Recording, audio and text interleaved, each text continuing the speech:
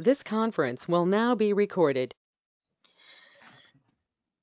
All right. So, hello everyone who has showed up on time. This is Dace Krūtaine, I think. Oh, yes, I said it right. She is working for Translators Without Borders in Nigeria, and she's going to tell us how they deal with all of the different languages that are in Nigeria and how they've been dealing with the COVID-19 crisis. So, take it away. Thank you so much, Jennifer. My name is Dace, and I'm very, very happy to be here today with you. As Jennifer mentioned, I'm working with Translators Without Borders, and I'm working with the Nigeria mission of Translators Without Borders.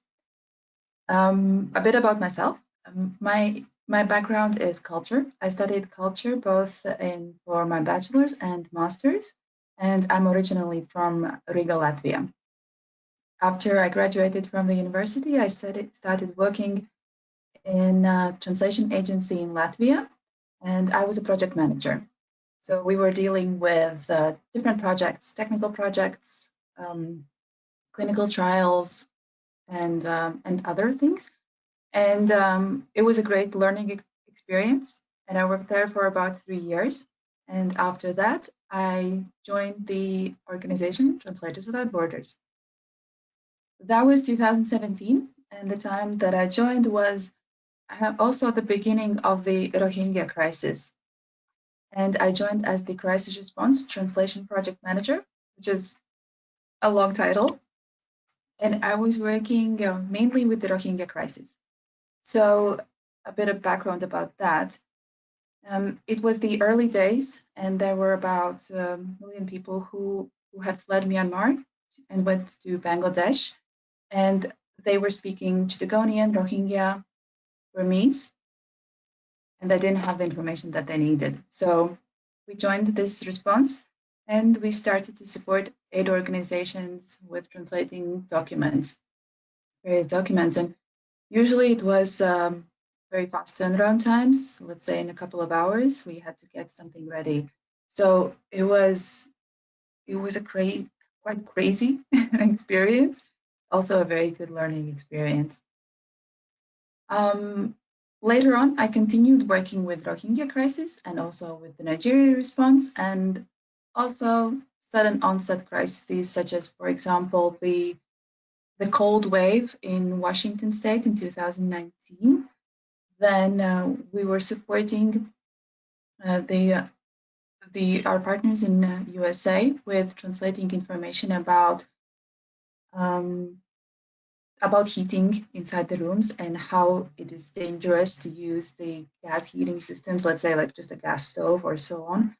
And this is one example. We also supported the crisis EDI response that happened last year in March, and from March through May. And since 2019 July, I've been focusing on the Nigeria response. I was also deployed in the country. I spent about 10 months in Maiduguri, where our office was located, and I was working there with our team. Then COVID happened, and we were relocated to our home country. So now I'm calling in from Riga, Latvia. Yeah, and as I mentioned, I'm really, really happy to be here today with you, and I'll be happy to answer any questions that you might have at the end of the presentation. Okay. So I guess let's start the presentation.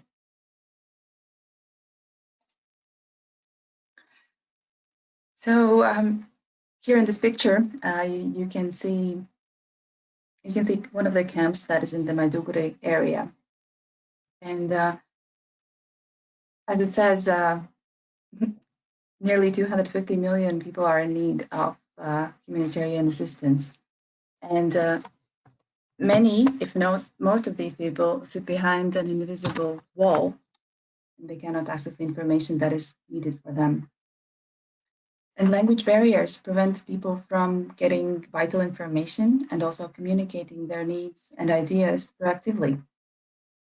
In particular, people who are poor, less literate, and come from underserved languages are left without a voice in the development of the places where they live, the future of their families, and global conversations about the important issues such as climate change, women's rights, or health.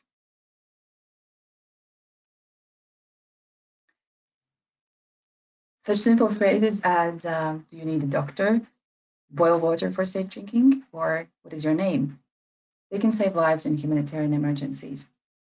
Yet often communication fails because humanitarian aid workers and people affected do not speak the same language. And information in the wrong language is not information. What people need most in emergency can be information in their own language and format they understand. So when a disaster strikes, one of the most immediate priorities for both affected and humanitarian workers trying to support them is giving and receiving information. Yet the language barriers often complicate response efforts. This is why language professionals play such an essential role in coordination and delivery of humanitarian aid.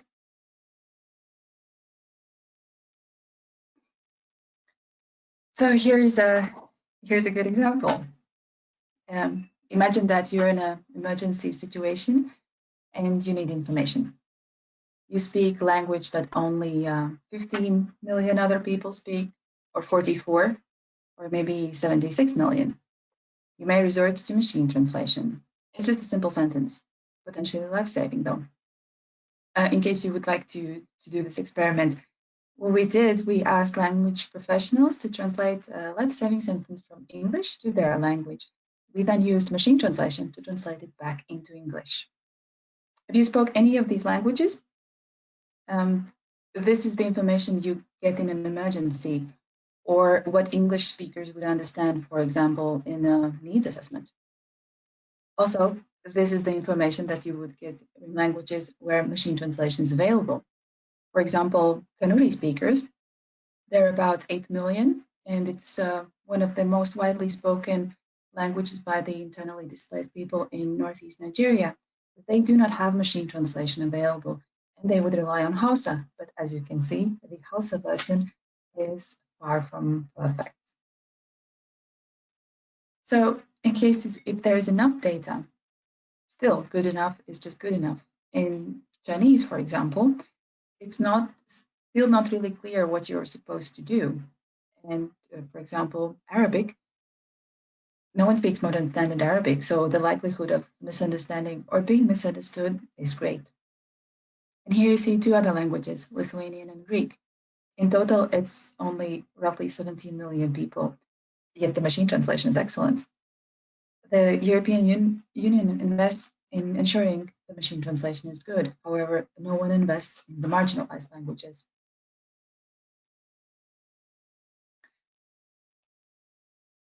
Yes, and marginalized language speakers can be some of the people aid workers most need to help, and they are the most difficult to reach. Also, this picture is from one of the camps in the Maiduguri area. So Translators Without Borders innovates to get the world's most vulnerable people information that they need and want in format and language that they understand. We specialize in language and effective communication in some of the most difficult contexts. TWB was founded in 2011, and since then has expanded rapidly to meet the growing realization that vital and often life-saving information must be in formats and languages that people can understand. And what we do to provide that, we are supporting, we're providing aid in humanitarian crisis response through translation. We're providing translation and plain language editing services that are culturally appropriate, accessible, and open source. We build language translation capacity at local level, and we are raising awareness globally of language barriers. So many of us who speak major languages like English, we find it's easier and easier to navigate the world. When we need them, we have readily available translation apps conveniently located on our phones. But for people who speak underserved languages, getting information in a format that they can understand and communicate their needs is more than a frustration. It can be a matter of life and death. And since the time that TWB was established, we have translated roughly 85 million words, and we have a community of 30,000 linguists. And this team is rapidly growing day by day. Later on, we will talk more about the Nigeria response and the community that we have there. So just to give you some examples, TWB research has shown that people's comprehension of health information increases by 78% when the information is in the native language versus the second language. And TWB is focusing on getting as much information as possible into people's first language. Here in this image, you see a poster that was translated into Shua Arabic, and it talks about prevention of sexual exploitation and abuse. These are rules for the aid workers, and it also informs the internally displaced people about their rights.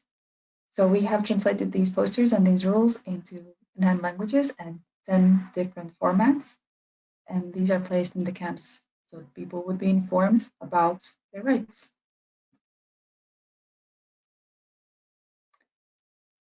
Of course, and then COVID happened.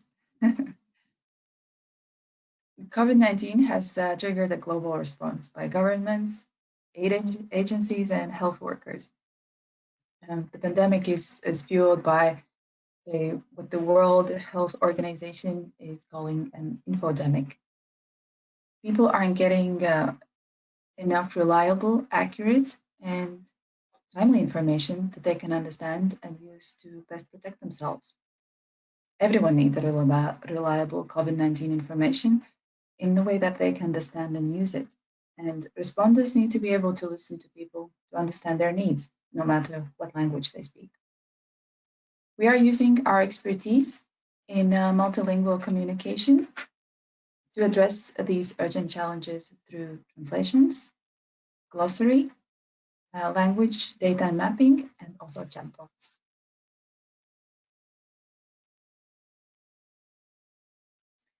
So, translations, the first topic. So it's essential that people are able to access information about COVID. And in January 2020, TWB began working with the World Health Organization to translate key content related to COVID-19. Since then, thanks to support of our community of 30,000 linguists, TWB has rapidly expanded our language services and support for partners working on 5 continents. This data, as you can see, it is available on our website, and it updates every day to visualize our COVID-19 related translations. And as you can see, it's nearly 5 million by now.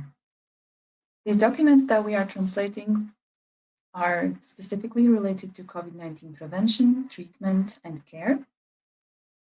They are public-facing or intended for health and aid worker audience. They are evidence-based and in line with the WHO guidance and adapted for the context, and they are made available to the end users through open and free access. So as you can see, the most demanded language is French, and followed by Spanish and Arabic. However, in total, it's been 101 languages that we're providing translations for COVID.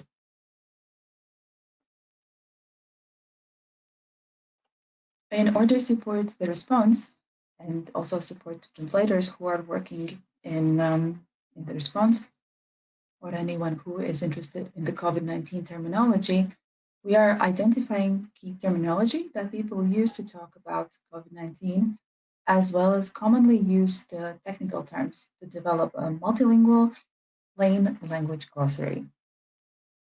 The glossary is designed to assist field workers and interpreters engaging with communities to raise awareness about COVID-19.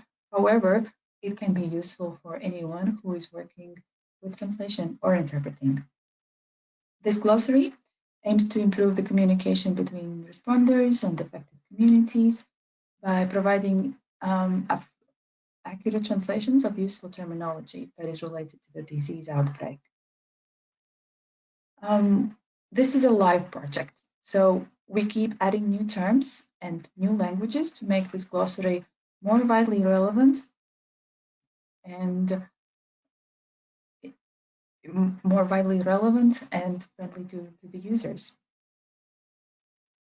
This glossary now includes 42 different languages, and it helps the translators, interpreters, healthcare professionals as a reference point when engaging with communities in COVID-19.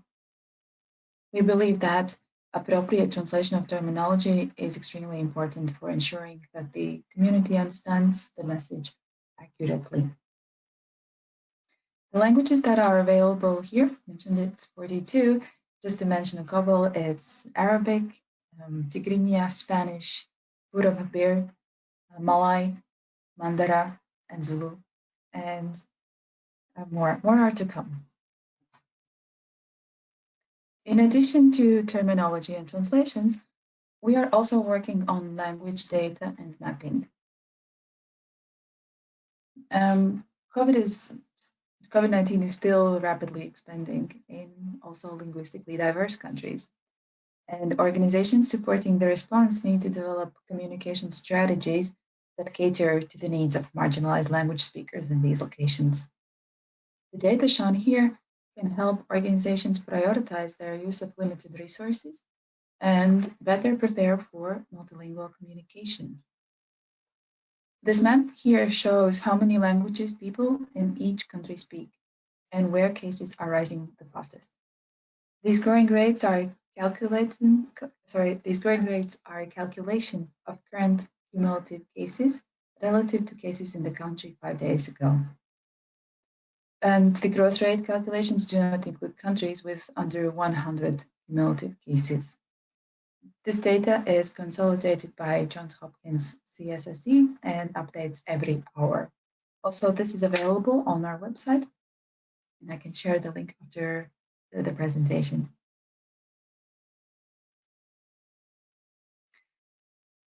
And then a new project and a new thing that we are very excited about, we're working on chatbots. A chatbot enables crisis-affected people to ask questions and access answers directly and have their voices heard. We have recently launched our chatbot, whose name is Uji, and Uji is available on Telegram and WhatsApp, with adaptations available on a range of platforms, including SMS, to reach a wider audience. Uji is part of our Democratic Republic of Congo response, and it's a multilingual chatbot that answers people's questions about COVID-19 by engaging them in the real conversations in their own language. So chatbot is a computer program. It simulates human conversations on messaging apps and devices. They're programmed to respond in real time users' questions about a given topic. So chatbots like Uji let users ask questions in their own words and receive relevant answers in the same language. They can also relay multimedia content to mass audiences, including those with lower literacy levels. The name Uji, it comes from Swahili, and it's a combination of words prevention and response, or ukingo and jibu in Swahili. So Uji is our first multilingual chatbot, and it's a key part of making sure people have the health information they want in their own language.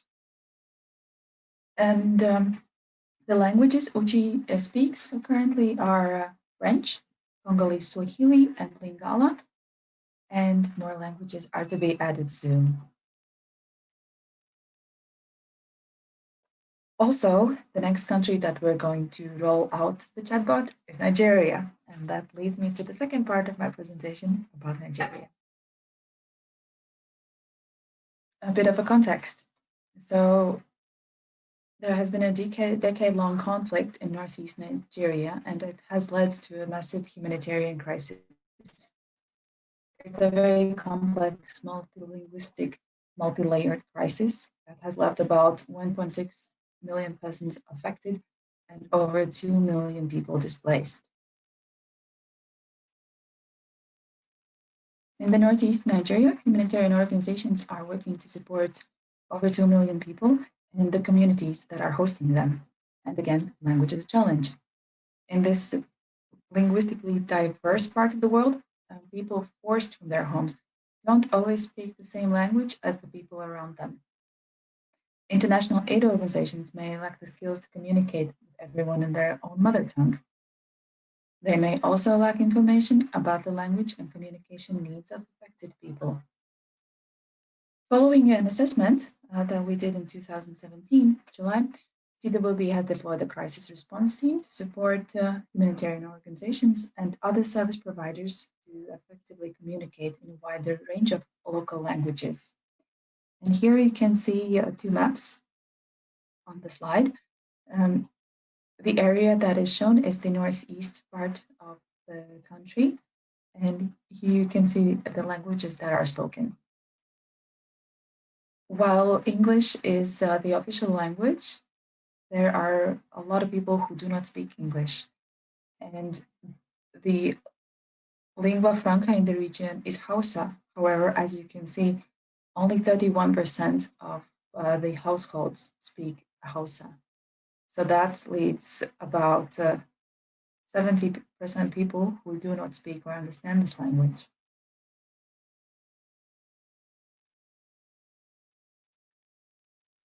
In 2018, we did a comprehension study, and that study demonstrates the impact of format of the effectiveness of humanitarian communication. This humanitarian communication strategy in Northeast chiefly relies on written Hausa and Kanuri. However, as we can see, it's quite ineffective. For example, 2/3 of women below the age of 45 didn't understand a simple written text in Hausa or Kanuri. And the findings also show that due to gender disparity in literacy rates, there should be verbal and audio communication options, as well as use of pictorials and plain language can help internally displaced people and women in particular obtain information that allows them to access services and assert their rights. So this is what we're doing there. We have been working in Nigeria since the end of 2018. And as I mentioned, our research shows that 31% households speak Hausa, 29% households speak Kanuri, and that means about 40% of people do not speak these languages. They are excluded from receiving information or communicating their needs to access services, and also benefit from confidential counseling. It also means that the most vulnerable groups, such as children, elderly, women, illiterate people, they're the ones who suffer most from this language gap or this information gap. For example, only 9% of uneducated female minority language speakers understood basic protection-related messages in a study that we did in 5 sites in Maiduguri. Our mission is to bridge this gap, and we do it by providing information in a format that people understand. That means we translate the information shared by other organizations in 9 local languages. We do recordings in audio format. We offer pictorial design, and we also support our partners with training on interpreting, translation, and language awareness.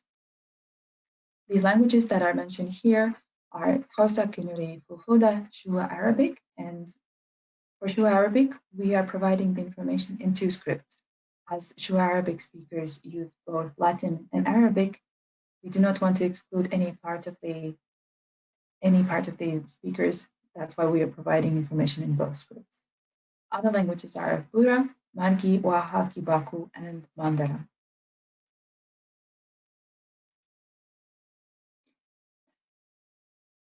Since we've been working in Nigeria, we have supported 38 organizations and translated nearly 3,000 pieces of content. That's about 2 million words in total. And we have designed 250 visual materials and produced 300 pieces of audio. This has become especially important during the times of COVID, and our remote research has shown that people do need information that is available to them in other formats, not only written formats. So let's talk more about COVID-19 response. Here in this image, you see an infographic that was created by a Nigerian non-governmental organization, Slum and Rural Health Initiative Network. And their goal was to create these infographics in 100 languages. So we supported them by adding our 9 languages to their list. And the poster that you can see here, it's translated in Mandara. So to guide communication about COVID-19, we conducted a rapid focus group discussion with 11 linguists working in 8 languages that cover 83% total. The group discussed popular perceptions related to COVID-19 terminology and Northeast Nigeria languages. Well, we discovered that language does not distinguish between virus and disease. For example, most Nigerians have a good understanding of the medical concept of virus and viral infections, and it is due to previous disease outbreaks and sensitization campaigns around HIV and AIDS. When talking about viruses, speakers of most Nigerian languages usually have a generic term that means virus, bacteria, germs, or any disease-causing organism. For example, the term that is used in Kanuri literally means an insect-causing illness. In some Nigerian languages, the term also refers to diseases in general. And Mandara term Kursa translates as virus, bacteria, germ, and disease. And COVID-19 is not covered by these generic terms. In this infographic, you can see the same information translated into Waha or Lamang. So the speakers of most Northeast Nigerian languages commonly refer to COVID-19 as corona or coronavirus. They do understand the term COVID-19, however, it's mostly used in administrative communication. So this information helped us to understand what is the linguistic situation regarding the new disease. And what we can do is we can prevent confusion by referring to the virus using the terms most people will recognize. For example, spelling of corona and coronavirus varies by language. Most languages in Northeast Nigeria use K to produce the sound of hard C. Mandara speakers refer to Corona-19 as corona. Ibaku speakers use the term coronavirus. Buddha speakers say coronavirus or COVID-19. In Hausa, for example, COVID-19 is translated as a phrase that literally means disease that affects your breathing. And this localized translation of COVID-19 has coined in the early days of the outbreak when the virus did not have a name yet.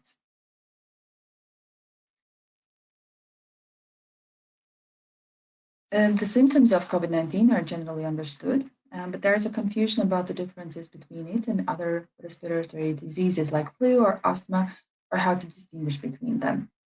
Some people consulted were unsure if a person with pneumonia would automatically get sick with COVID-19. And simple descriptive translations and explanations like disease that affects your breathing help people understand the impact of disease and how will it affect them. While useful in clarifying confusing concepts, descriptive translations can make the distinction between one disease and other less clear. So to address this confusion, people need detailed medical information in clear and accessible language to understand COVID-19 specifically. For example, social distancing is something that was not understood. People don't really understand this term, and they don't support the idea of keeping the distance, feeling that it's not culturally acceptable. Like places of worship are always well attended. Large family events like weddings still took place and still take place, and people continue to shake hands. So it is important to use contextualized translations of social distancing to ensure that the concept is conveyed correctly. And a literal translation, as we discovered, of social distancing creates confusion. The more accurate term physical distancing can help people better understand how to protect themselves and others from COVID-19. And for example, in Hausa, the term that people use for physical distancing literally translates as keeping away from each other. For example, in Shu Arabic, physical distancing is described as sitting with space between one and others. So people need information, not just instructions. The information is understood about the symptoms, hand washing, and keeping physical distance. But what they often lack is the detail and practical guidance to understand, for example, why hand washing is important or how they can practice physical distancing in their daily lives. So we're supporting our partners with clear, accurate, and accessible information that is critical for effective health messaging. And in support with that, as I mentioned, we have created the terminology glossary, and here you can see that this is available in our nine Northeast languages. When we talked with our translators, a Hausa linguist shared that in Hausa there isn't a word for face mask, and that it is difficult to translate, and they need to explain the term to get the actual meaning across. Our linguist in Fulfulde shared that the word alcohol in local language is the same as saying beer, which makes translating alcohol-based hand rub really quite challenging, so that people understand the difference between the alcohol beverages people consume and the substance contained in the hand rub. There are additional cultural factors that need to be bear in mind when translating this term, as, for example, several Fulani people frown upon alcohol and do not associate with anything positive. In addition to the COVID-19 glossary, we have developed other glossaries that have been developed over the time. And these are camp management, mental health and psychosocial support, protection, housing, land and property, accountability to affected populations, and grief. Grief glossary was created during the COVID-19 pandemic, and it speaks about burial rites and the terminology that is around grief. So these glossaries are designed to help the aid workers who are working with people in the communities and in the camps to give accurate and most appropriate terms. We have worked together with technical specialists and language partners in Maiduguri, and these have been used across the humanitarian response. So these glossaries, they are available online and they are free for anyone to use. They can be used on phone, online and offline. And there is also a feedback form. As I mentioned, this is a live project. So we keep on improving them. We keep adding new terms. We keep updating the translations. And in addition to the written terms, there's also a voice recording available or coming very soon. What we also discovered is that posters are really important during this time, as there were limited access to the camps and the communities to maintain the physical distancing and avoid putting anyone in danger. So pictorial design, such as this, was very important to share the information about keeping people safe and making sure that they're keeping others safe as well.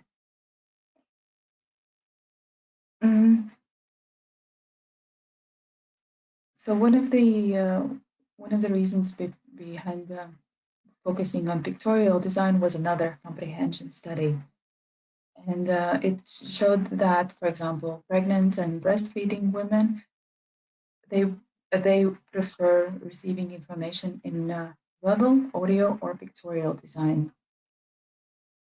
For example, 31% of respondents correctly answered the question about key message when it was provided in a text format. When a picture conveyed a simple message, that was over 50% of women who understood the key message. So clear and simple pictorial messaging appears definitely to be more effective than text alone.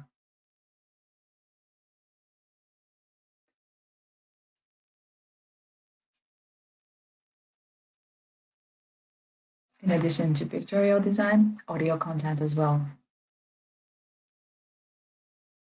Audio content in this time of the pandemic is especially important because it can be played using loudspeakers in the camps. It can be played using radio stations. And for example, some of the projects that we worked on in the past 6 months was key messages for hand washing hygiene, or training podcast for prevention of sexual exploitation and abuse during the COVID time.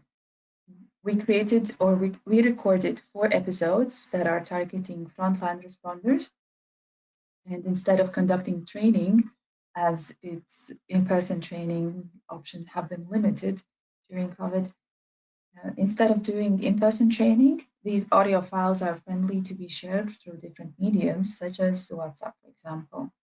We worked together with the United Nations Population Fund, and we recorded the 4 episodes in Hausa, Kanuri, Fulfulde, Joe Arabic, Margi, Burapabir, Waha, Kibaku, Mandra, and also English.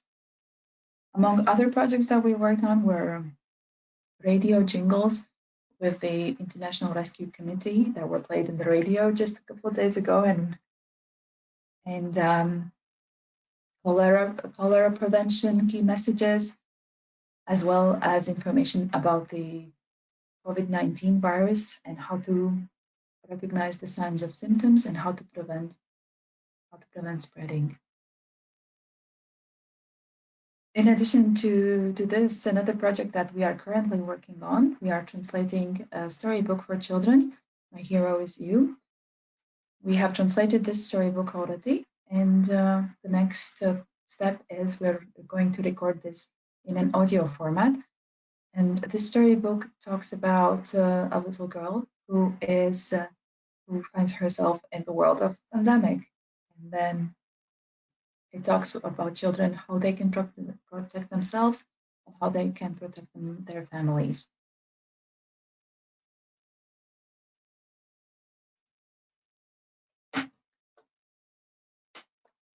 And yeah, we're also looking at how we can use the technologies in our support, especially now that travel or physical contact is limited. We want to see how we can use the technologies for our benefit. I already mentioned Chatbot that we have created for the Democratic Republic of Congo, and have chosen Nigeria to be the next country where the chatbot will be speaking in English, Hausa, Kanuri, and a third language that we are planning to select in the coming days. And in addition to this, we are also working on a project called Gamayun. Gamayun is a language equality initiative, and it gets its name from a mythic bird in the Slavic culture, where it's the symbol of the knowledge. And Gamayun is a project where we are translating information from English into Hausa and Kanuri and collecting all this data to build a machine translation. And this machine translation would be trained to support a humanitarian type of communication and information and improve the ways of getting this information across. So the languages that I mentioned, Hausa and Kanuri, these are considered marginalized languages. Therefore, let's say Google Translate is not available in Kanuri. It's available in Hausa, but the results are not very good. So Even though there are tons of thousand speakers, the resources are limited. And Gamayon uses advanced technology to increase the language equality and improve two-way communication in these marginalized languages. The ultimate goal is to shift control of communication, allowing everyone to share their voices and access information in a way that they can use and understand. The first initiative, what we're doing is we're focusing on gathering text and speech data that can make it easier to automate these languages. Using this data, we can build advanced technology-driven solutions for both text and voice-based communication. And this project brings together technologists, native language communities, humanitarian organizations, content creators, and donors to fund investments in language data and technology, and making it useful, accessible to all. So our goal is, over the next 5 years, to bring 10 marginalized languages online and create a sustainable model to empower people through greater access to critical information and two-way communication in their own language.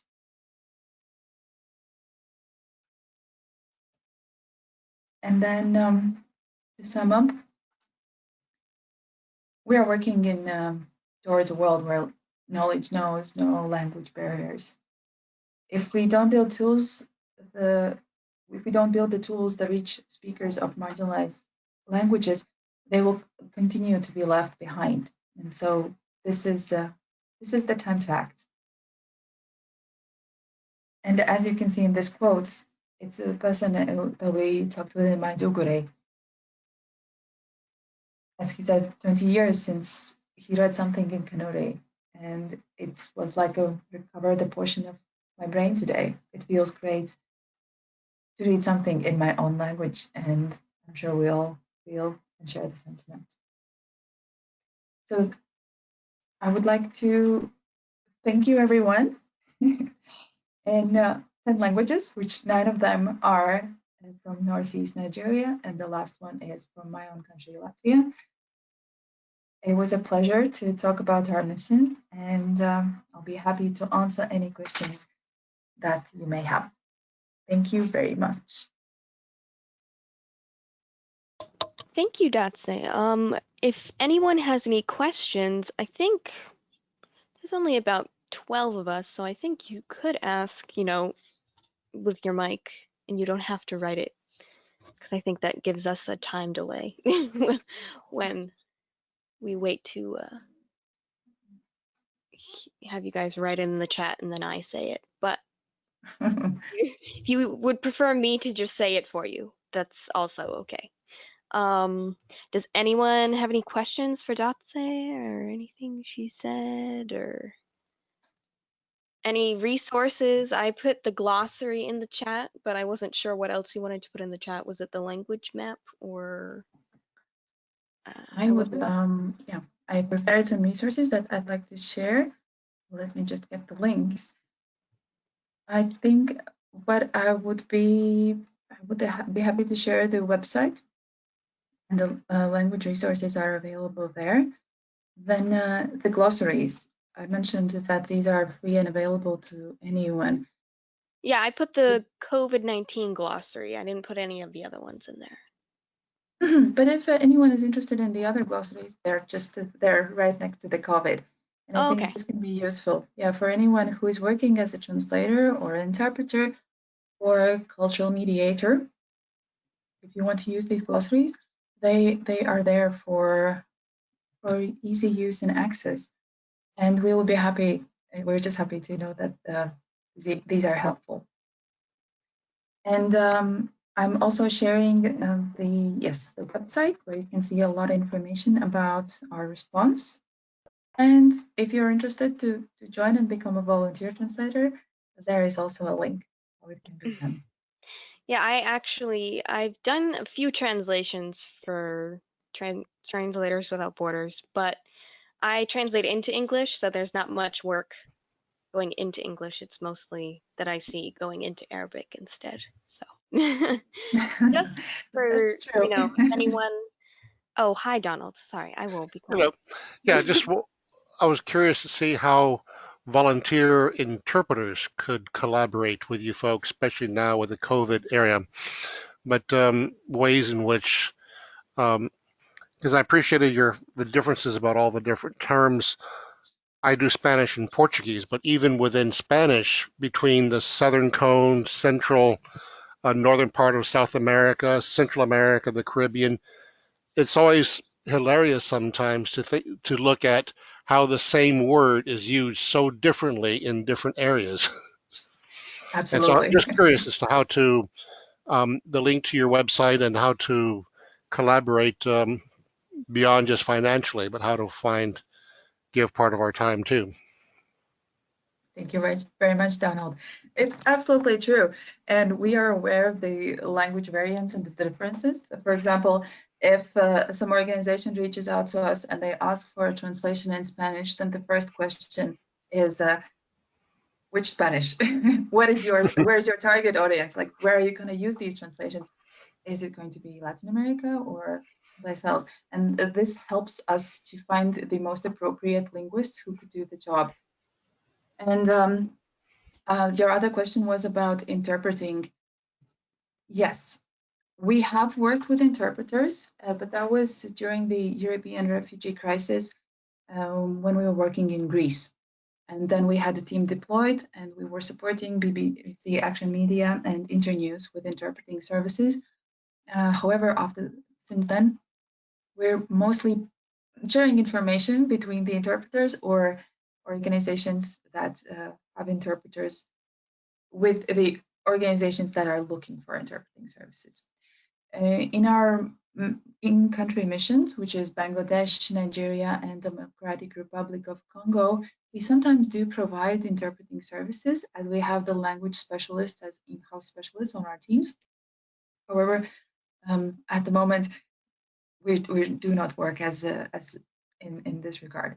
However, I would say that there is still a lot of work that is happening with audio. And let's say, for example, we're doing transcriptions. So this might be a bit closer. And Jennifer, you mentioned that there are not that many texts available, that it's, if you would like to translate something into English. What we are also providing is revision or reviewing, proofreading, monolingual proofreading. Sometimes our partners want to see that a text is edited by a native speaker. And we do have a plain language editor who is working in-house. However, we're always welcoming linguists who would work to support in that way. And is that in the same, like, do you put out jobs in the same task stream or is it a different one? Yeah, a very good question. There's so much to talk and not so much time, but we do have our own translation platform, which is called Cato Platform. It's based on MaidCat, and it's named in honor to Cato Long, the linguist who spoke 16 languages. So our translation platform, Cato, offers tasks to anyone who has registered as a translator, or the person who registers, they can just decide the languages that they want to receive tasks in. Also, what services or format, whether they want to do revision or proofreading, or perhaps they're interested in translation only.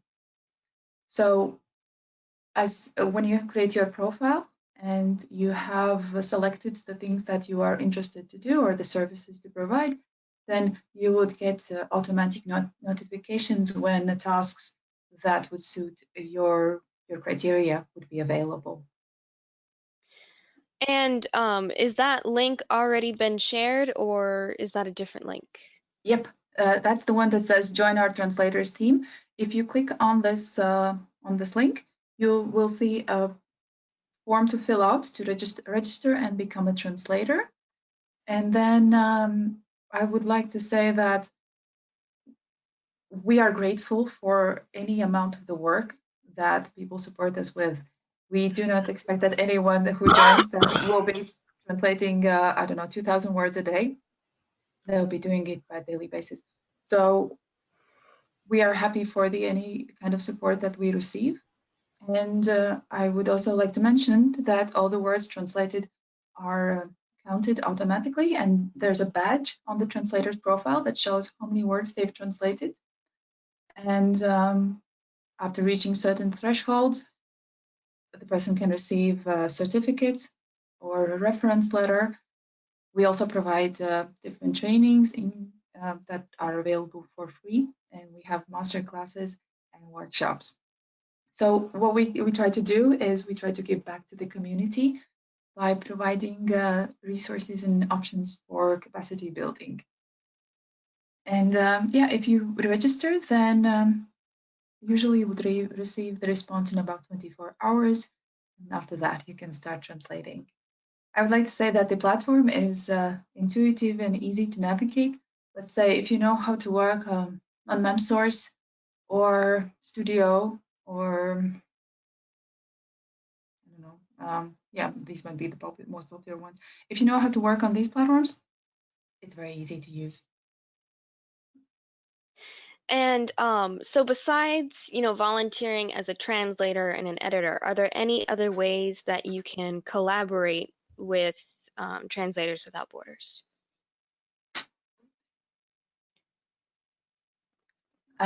Yes, as an organization or as a person? The question wasn't specific, so why don't we just do a person and an organization? As an organization, we work with translation agencies who are our in-kind sponsors, for example, or who are supporting us with fundraisers. And as a person, our main focus is translation and providing support in this way. So what we can say is spread the word, create the awareness.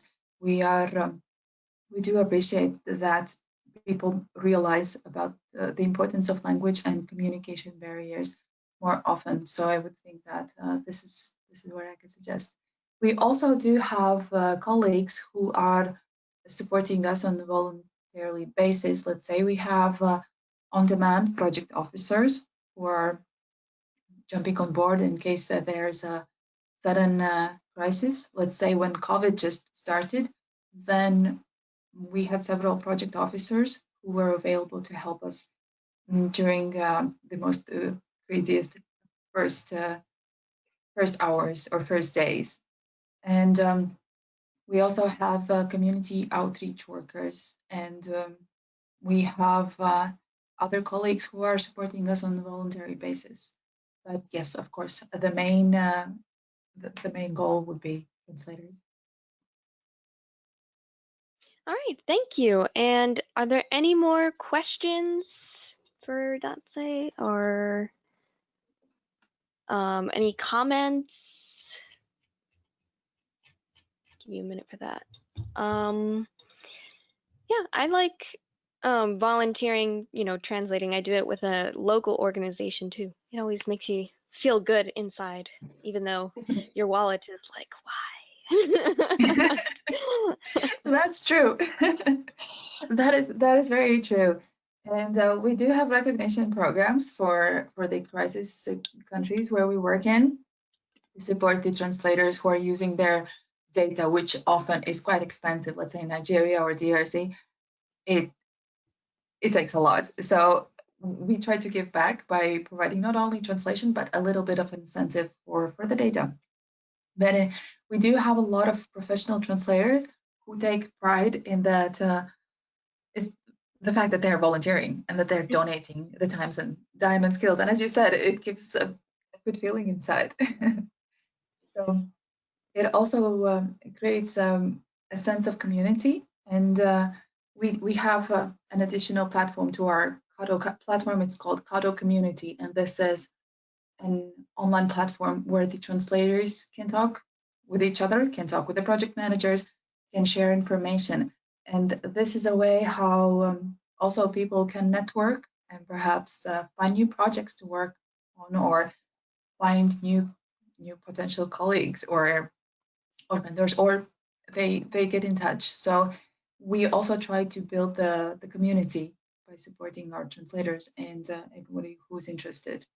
We also, in the crisis countries or countries that we worked before COVID, we also created volunteer translators and translator events to allow the translators meet and share their experience, help each other learn, and build more connections.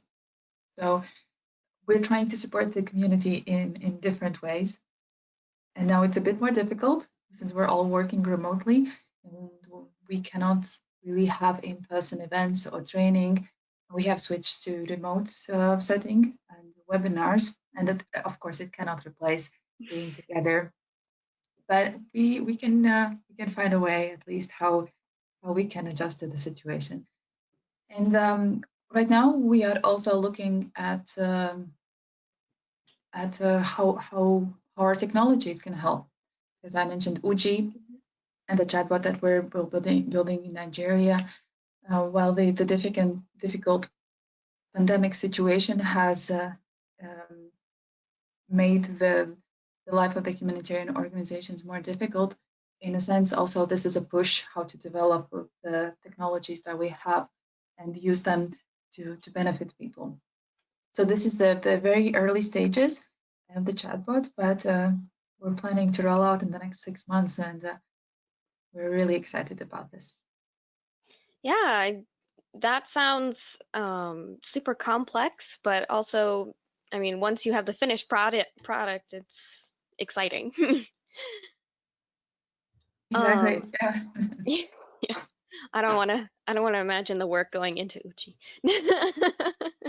I know. Well, thank you so much for sharing your experiences and all of the great resources. And happy International Translation Day, everyone. And thank you. Thank you so very much. Thank you for inviting me to be here with you today, and I'm so happy that you were an amazing audience, and I'm happy to share the resources and the tools that we have. So if you're interested, please do have a look at the resources that we share on our website, and please use them if you can. If they're useful to you, we will be just happy to know that they're helping people. So thank you so much, and happy International Translation Day.